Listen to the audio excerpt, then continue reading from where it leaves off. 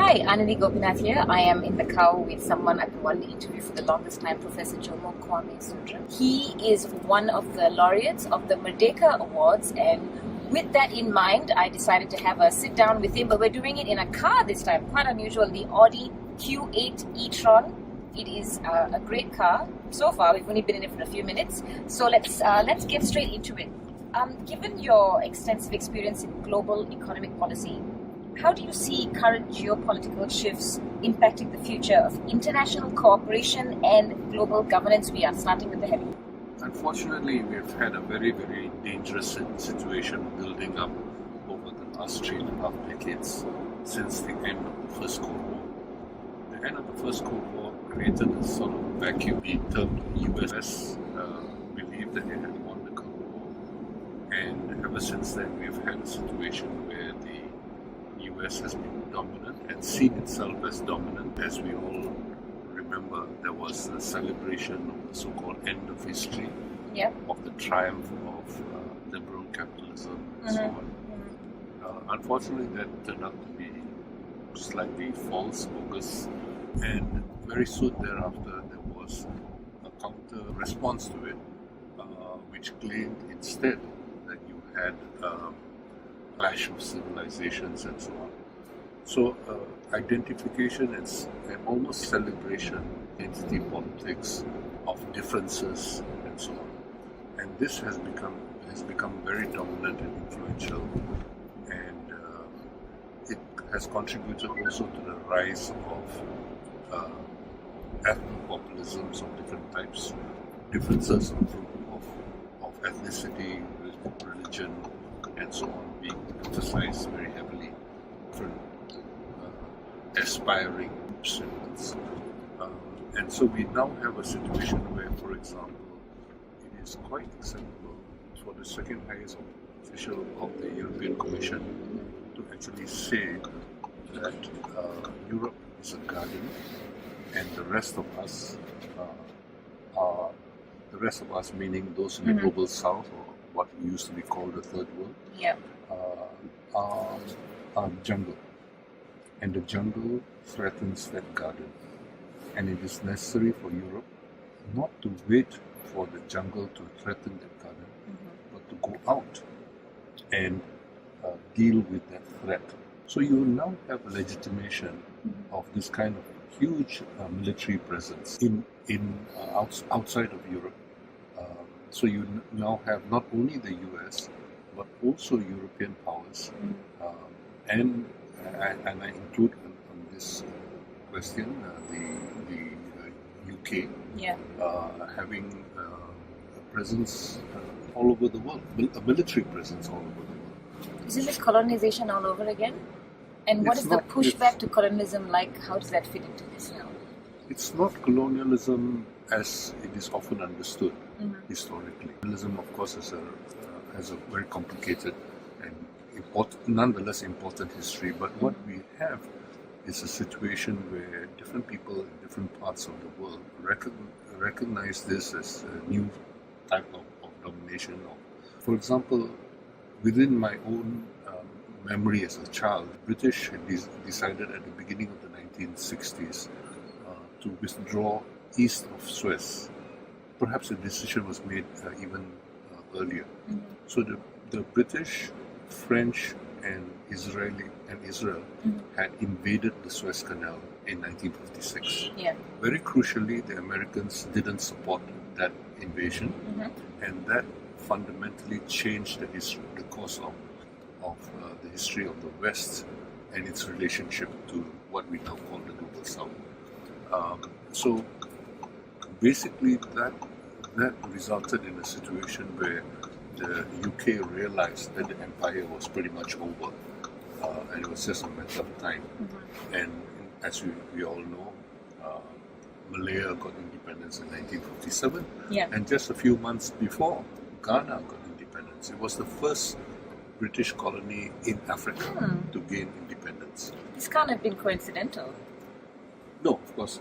Yeah. But I think very importantly, that era came to an end, and the British withdrew east of Suez and quickly, hastily tried to get Tengku Rahman interested in putting together Malaysia to collect all the British colonies in the possessions in this part of the world and put it together as Malaysia. Okay, so initially Tengku was not interested. And then in the 1950s, but a couple of years later, he was persuaded that it would be in best interest, and I think that part of the inducement was the prospect of access to Brunei oil. This is fascinating. It really puts history in context, doesn't it? So 1961, Tengku endorses the Malaysia idea and starts promoting it, and a couple of years later, in 1963, we have the formation of Malaysia. Just before the actual formation of Malaysia, Brunei withdraws. So one down. 1965, Singapore secedes from Malaysia, so we are two down. Okay, and Brunei eventually gets independence nominally, at least in 1984, with heavy influence from Singapore, which is basically the bastion for looking after British interests in the region. So all this, I think, has to be seen and appreciated in this region, but also beyond. So when we think about the end so this era basically comes to an end, and now just over the last few years, the UK commissioned for the first time 2 aircraft carriers. One is running around in Europe. The other one has been deployed to the South China Sea region. Okay, Germany and France also have a military presence in the region. So you have, as a consequence, a huge, very, very important implications as far as the control of what it sees as important parts of the world. Until about a decade ago, there was no interest in Africa, except for the French. But a decade ago, Barack Obama basically starts AFRICOM, the African Command, and so military presence is established. This is so interesting. And so we now have a new, I say new because I don't want to say neo-colonial world, but I hesitate to use colonial because many people understand colonial as involving the direct rule or perhaps slightly indirect rule of a particular government in a particular territory and so on and so forth. This time, I think there is an understanding that there's a new hierarchy. The US is number 1, Europe is number 2, and perhaps Japan and so on might have a role to play. And that is the new order, the new world order, so to speak.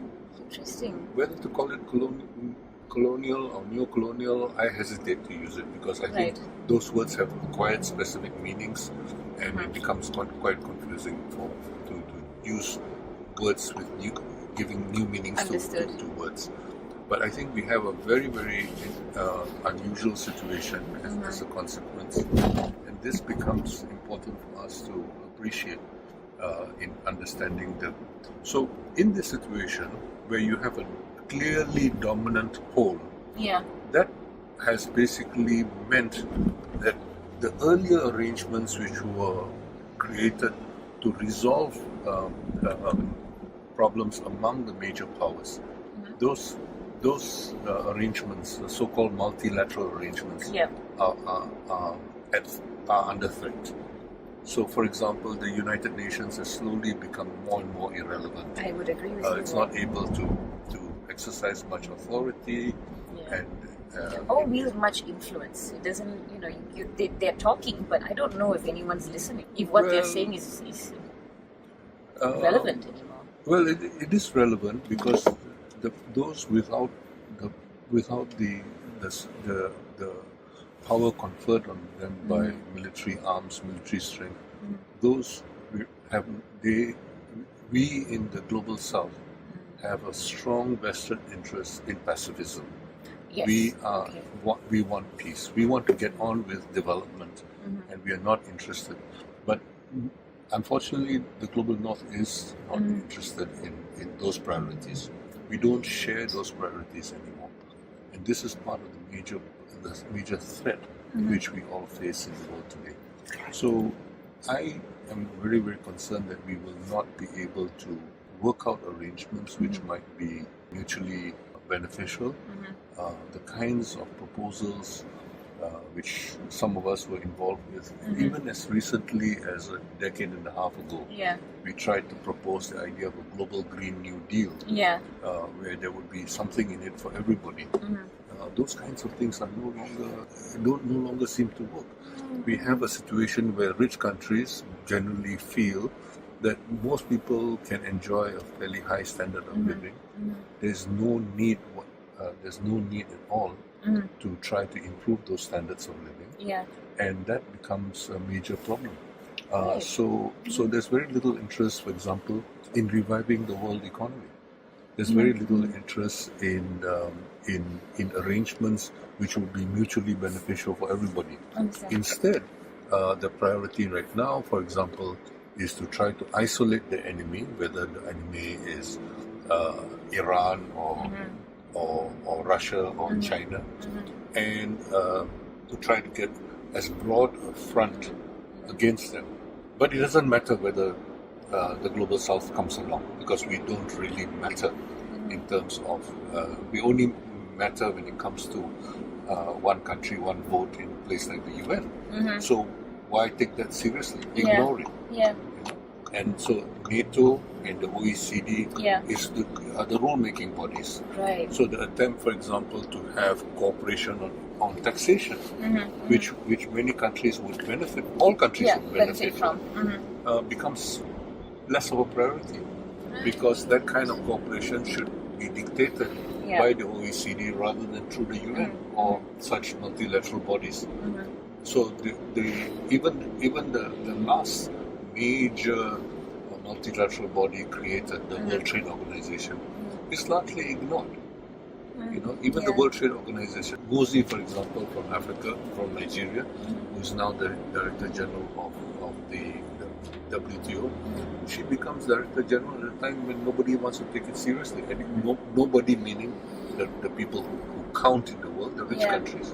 And this is a very unfortunate situation. So, or you take something like global warming. We, according to Mark Carney, former governor of the Bank of England as well as the Bank of Canada, he has warned that we are going to exceed 1.5 degrees Celsius above pre-industrial levels at the rate we're going within less than a decade. And other estimates are even worse. People even claim that we have already reached the tipping point. But whatever the case might be, it is not a matter of concern, because the rich countries do believe that they will be able to benefit from it. For example, I still remember in the US, the argument that global warming, the melting of Arctic ice, would allow a maritime route which will reduce reliance on the Panama Canal. So you could go across North America, go through Arctic ice, and you don't have to wait until the ice melts. Well, that's frightening for them to even think about that. And these are things which are actively being discussed in highbrow newspapers such as the New York Times and so on. It's not a trivial. Yet another point which has been made is that people in the south might have a few problems, but in the global north, you will have a longer growing period for agriculture. So you would increase agricultural output in the global north. And don't forget that the world's largest agricultural exporter today is actually the US.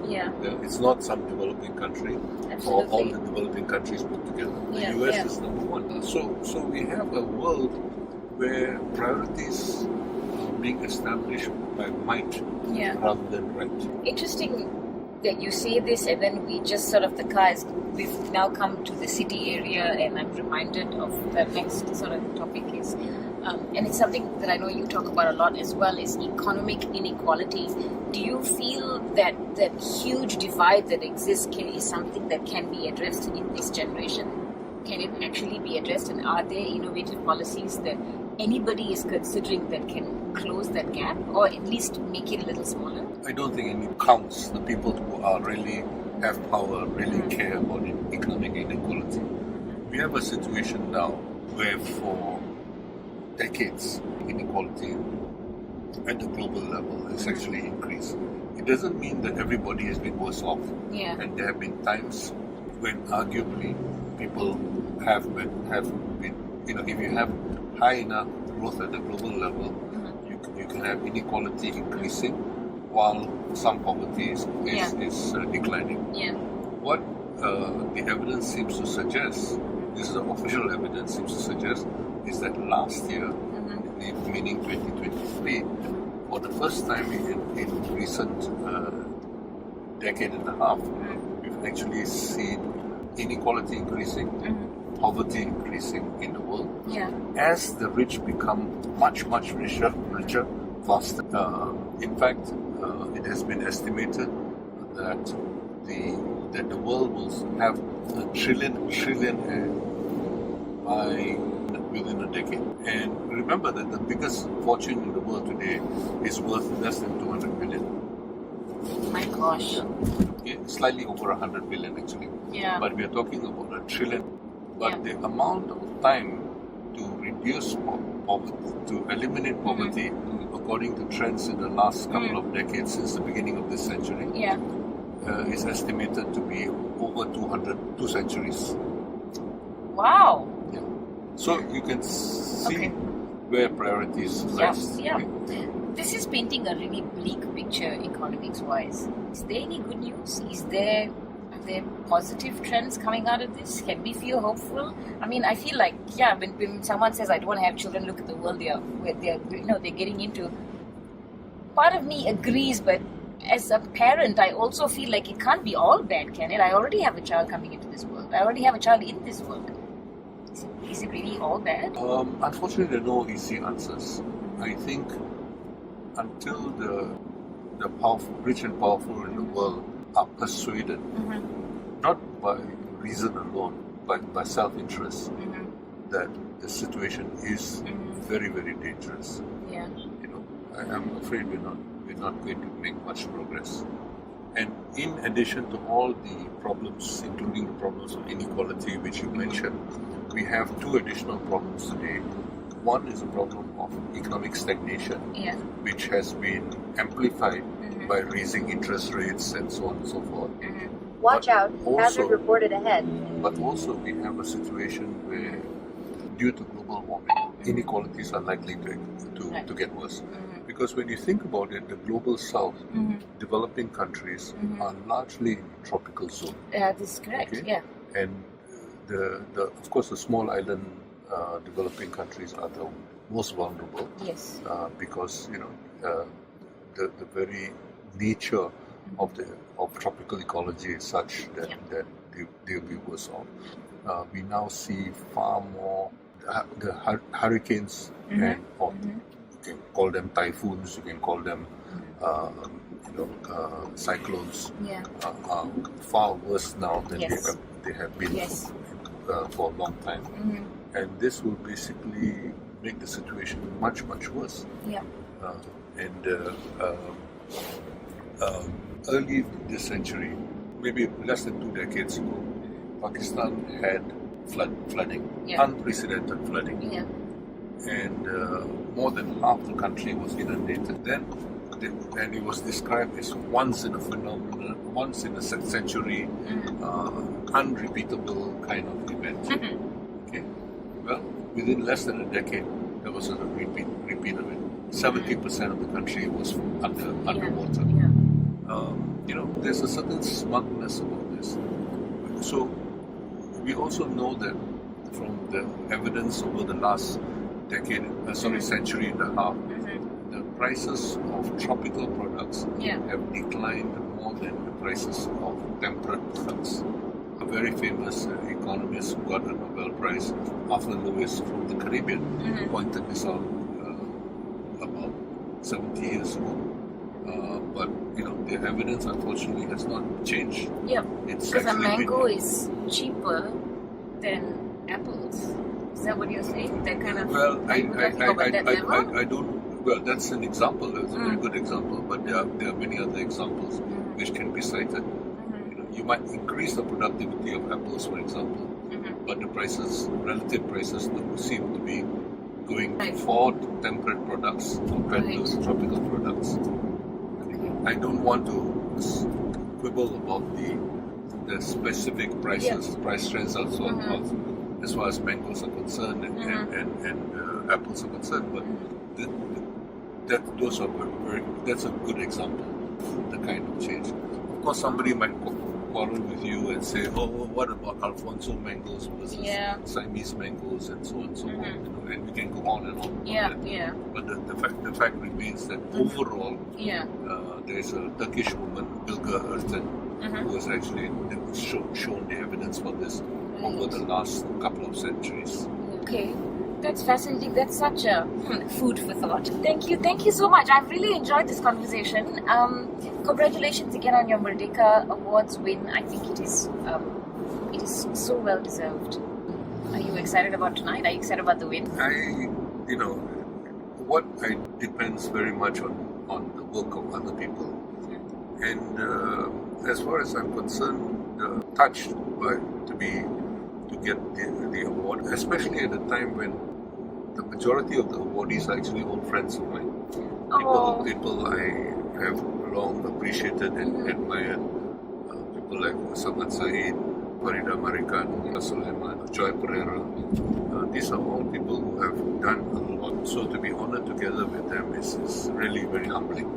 But I think the other thing to remember is that at least for the kind of work I do, it is not individual work. It is often the sharing of information with other people, which has been done by other people. So I do a lot of what might be politely termed myth busting. So basically there are many conceptions of the world which many people have, and so I spend a lot of time trying to disabuse them of what they think the world is about. And so, I can't be doing everything myself. I have to draw on other people's work. And for me, it is that. So I whatever I achieve is really thanks to a lot of other people. And I think that's important to realize. That's the very nature of knowledge. Yes, and I agree with you. And you take something like the so-called vaccine for COVID. I mean, there were so many other people who did prior work, refused royalties for patents. For the greater good, right? Because the other objective was just take, for example, the three women who developed the CRISPR technology. They don't go around getting royalties for every time CRISPR is used. Or you take Sarah Gilbert, the woman who led the team at Oxford. She refused to take, and she got a standing ovation when she came to the Centre Court of Wimbledon. But she refused that. When Jonas Salk, who invented the polio vaccine, got the thing, he said, "Patenting, this belongs to everybody." So because polio was a disease of my generation, this was the story that I learned a lot about, and that was the earliest understanding I had of doing something for the greater good. And I remember reading about this, and someone had walked into a cemetery and they'd seen that there was a sudden reduction in child graves, and this was because of the polio vaccine, because of other vaccines that had been introduced, because one man said this is for everyone, and you suddenly had this kind of momentous, incredible change for humanity. But you're right in that we all rely on someone else's learning, and then we all get to build on that to become better ourselves. Thank you so much. This has been such a pleasure.